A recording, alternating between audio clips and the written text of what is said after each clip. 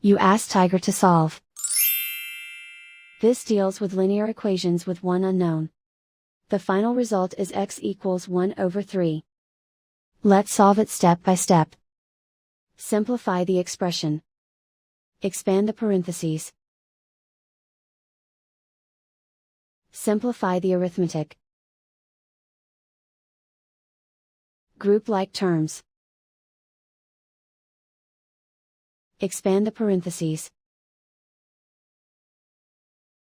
Simplify the arithmetic. Group like terms. Simplify the arithmetic. Group all constants on the right side of the equation. Add 2 to both sides. Simplify the arithmetic.